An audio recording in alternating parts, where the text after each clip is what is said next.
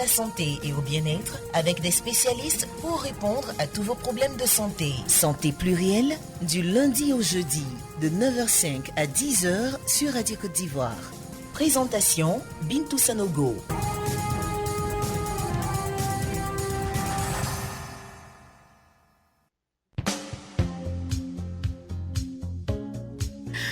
Et comme vous le savez, le mois d'octobre est rythmé par la lutte contre le cancer.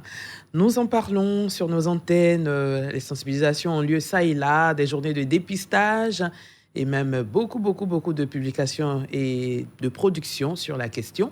Nous continuons, le mois d'octobre n'étant pas encore achevé. Aujourd'hui encore, nous parlons de la lutte contre le cancer et précisément au niveau de la biomédecine, qu'est-ce qui se passe ? Et nous en parlons avec celui-là même qui a fait des recherches de plus de 15 années et qui maîtrise ce sujet, en la personne de Dr Diamana Jean-Yves. Avec lui, nous parlons du cancer ce matin. Il va nous donner toutes les explications concernant ce sujet-là et voir un peu qu'est-ce que la biomédecine peut apporter aux populations qui en souffrent et comment prévenir justement le cancer avec l'utilisation de la biomédecine.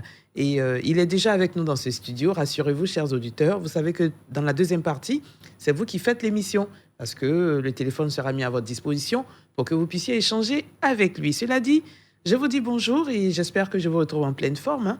Et vous avez déjà le sujet. Nous sommes à Santé Plurielle. Toute l'équipe se joint à moi pour vous souhaiter une très bonne journée et surtout une très bonne écoute radiophonique.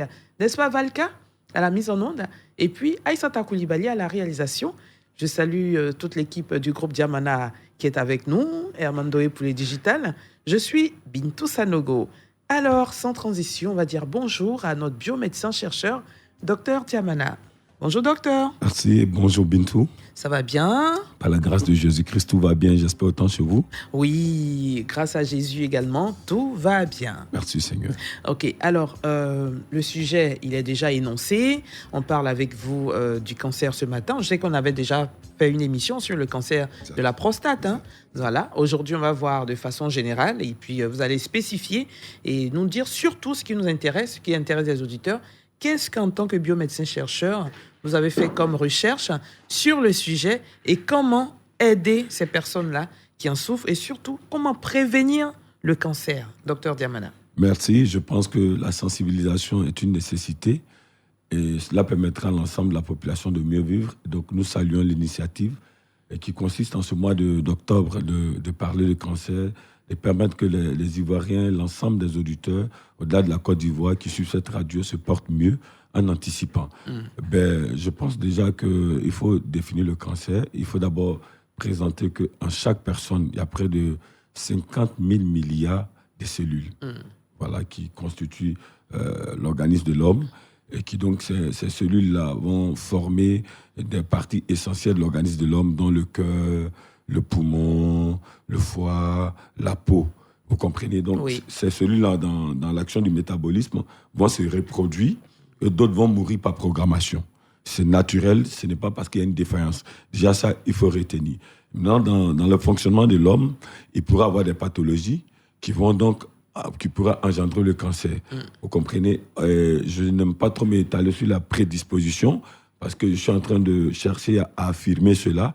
Mais je parlerai de sa généralité. D'accord. Donc, l'homme va connaître un dysfonctionnement qui peut partir d'un stade bénin. Lorsqu'on parle d'un stade bénin, ça veut dire que le mal, il est débutant. On pourrait dire, entre guillemets, il est négligeable.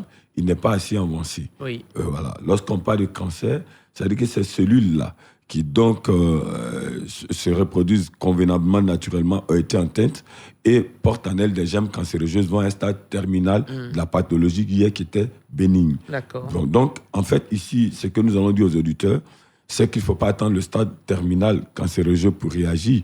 Donc, le cancer s'est défini comme un stade terminal d'une pathologie qui est bénigne, D'accord. quel que soit l'organe qui a été atteint. D'accord.